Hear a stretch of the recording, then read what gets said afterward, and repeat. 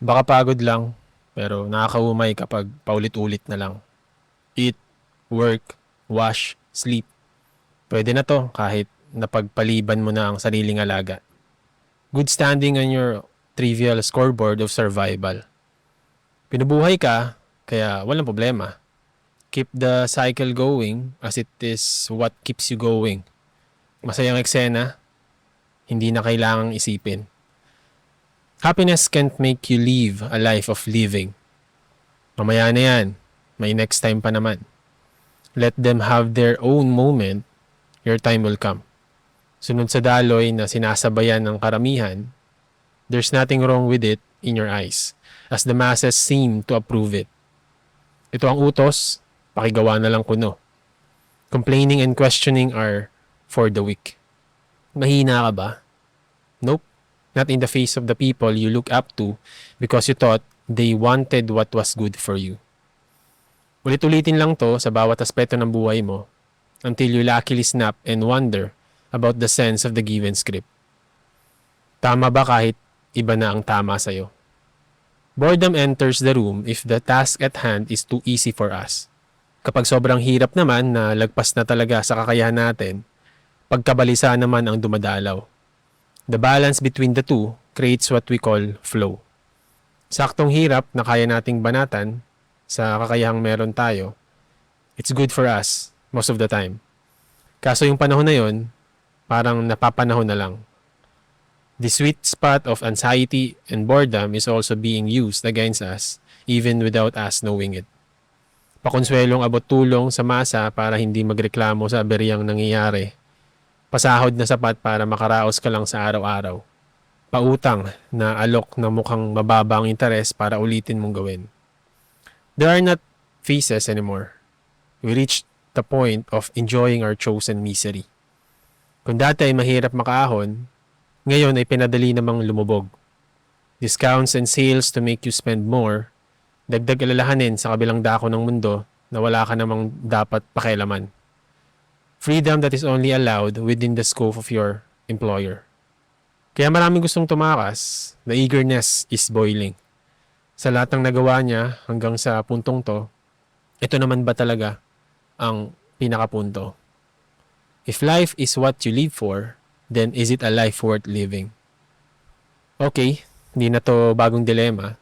Even great thinkers of the past have already tackled this.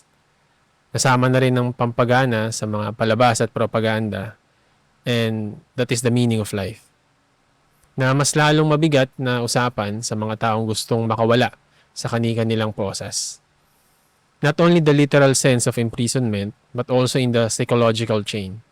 Oh, crisis. The personal ones. Trabahong hindi maalisan, karelasyong hindi maiwanan, pangangailangang hindi masustentuhan, nakaraang hindi malimutan, gulong hindi masolusyonan. Different flavors that question various situations. Ito na ba talaga yon? Is this what they call destiny? Lahat ay papunta sa malahiwagang tanungan. It's good to question something as it can be the start of change. Pangit din naman na hindi mo questionin ng mga bagay-bagay at baka panay sunod ka na lang. But at this point, maybe the question is not worth answering. Hindi dahil suko na tayo o ipagpapabahala na lang ang sagot. It's more of seeing the question that is not supposed to be a question. Kasi ang sagot na lalabas ay wala rin naman talagang kalaman-laman. If there is one, it only burdens and slows your progress. At isa dyan na sa tingin kong alam mo nang paparating ay, what's the meaning of life? A classic question that can be answered in many different ways. Ang sagot dito ay pwedeng ikaw, sila o partikular na grupo ang makikinabang.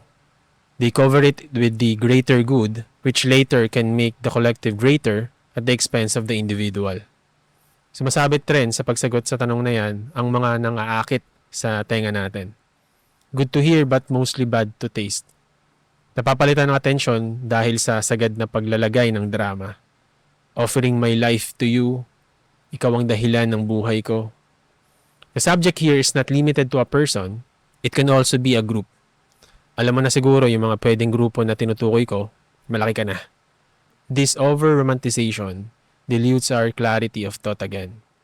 Kaya may magandang ilapag din sa usapan natin na kaharap na tanong. What if there is no meaning to life? Relax ka muna saglit. I know this point may be delicate for some, lalo sa mga taong nabuhay ng matagal na hawak ang dahilan para umusad. We have to be careful here as it can trigger real darkness in someone which can lead to irreversible consequences. Pero, hindi kita gagawing baby dito kasi baka mas maalam ka pa sa akin. If this is more than a bad week, talk to someone or handwrite it down. Whatever gets it out of your head. The concern we have here is the context of meaning itself. Ang pinakapunto naman ay bakit kailangan nating bigyan ng rason. Yes, we know we are the most intelligent species as far as what our perception can reach. Kaso nga lang, tayo rin ang madamdamin sa nasabing grupo. And this attempt to answer the meaning of life is a push for emotionality, not rationality. Hindi to dahil wala tayong pakialam sa nararamdaman ng bawat isa. We consider that. That's why I have to mention it again and again because our society is too emotional right now. Nalilimitahan tayo ng paghahanap ng rason para gawin ang gusto talaga nating gawin. I'm not sure if someone already told you, but you can do what you want without giving meaning to it. Yes, sure. You can say the meaning of doing it is because you want it. Hindi yun ang ibig sabihin. Rason ang tawag doon. Doon pa lang sablay na agad. Various words should clear our understanding. Unfortunately, most of them tend to confuse us in a subtle way.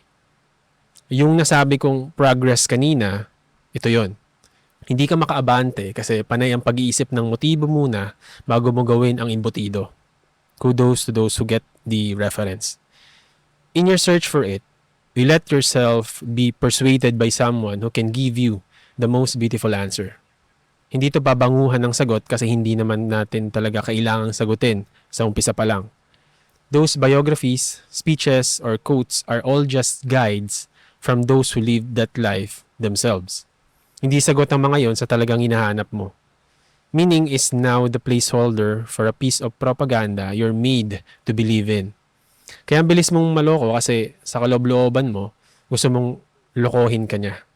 Then later, once the damage has been done, you will again give it meaning and, worse, repeat it. Gawin mo kung anong gusto mo. If you don't know what you want, just do something. Mag-aral ka. School is not always equal to learning. Learning is learning. Simple as that. Kabado tayo kasi hindi natin alam ang susunod na mga eksena. We are confident because, on some level, we know what will happen even if we're not 100% sure. Anong pinagkaiba? Awareness and comprehension. Pwedeng nalaman mo o napagdaanan mo, different truths, same outcome. Ang sinasabi mong nawalan ka ng saysay ng mawala ang isang bagay o tao sa'yo, it's on you. You gave too much meaning to things outside of yourself. Ang mga ugali natin sa mga napag-usapan natin dito ay iba-iba. Some people will take this as light toward possibilities. May iba naman na manghihina kasi nakaasa lagi sa ideyang dapat may ibig sabihin ng lahat. You have to experience both to develop enough sympathy and empathy. Paano mo makukuha yung para sa'yo kung hihinto ka na dito? Even if it's packed with ups and downs, at least it's something that is yours. Hayaan mo na silang magkagulo sa paghabol sa hinahanap-hanap nilang kahulugan ng buhay. As long as it doesn't harm others, do what you want. Alam kong hindi posible kapag may mga bayarin kang nakaabang, do the needed work. No one will actually come to help you at this point. Abala lahat sa kanya-kanyang pantasya. Maybe the problem isn't that we haven't found the meaning of life. Maybe we're unnecessarily assuming life requires one. Simple lang naman talaga dapat. Pinapakomplikado lang natin.